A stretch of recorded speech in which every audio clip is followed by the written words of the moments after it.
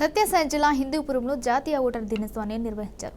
Revenue municipal సిబ్బంది rally నిర్వహించి తహసీల్దార్ office నుంచి ఎన్టీఆర్ సర్కిల్ నుండి అంబేద్కర్ సర్కిల్లోని స్థానికులకు ఓటు హక్కుపై అవగాహన కల్పించారు. రాజ్యాంగబద్ధంగా వచ్చిన ఓటు హక్కును అమ్ముకోవద్దని 18 సంవత్సరాలు నిండిన వారు ఓటు హక్కును వినియోగించుకోవాలని తెలిపారు.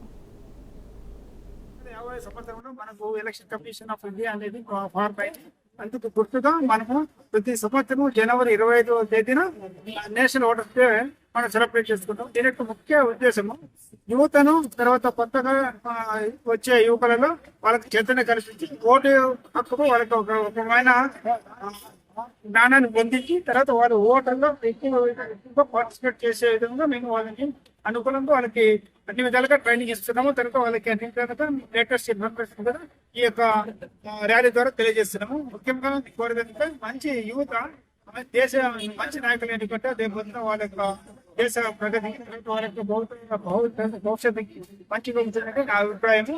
ముఖ్యంగా ఈ ర్యాలీని మన పత్రికా సోదరులు అందరూ చాలా చేపట్టంగా చేసినందుకు అందరికీ గవర్నమెంట్ తరఫున తర్వాత హిందూపూర్ అఫీషియల్ మీకు తెలియజేస్తున్నాను.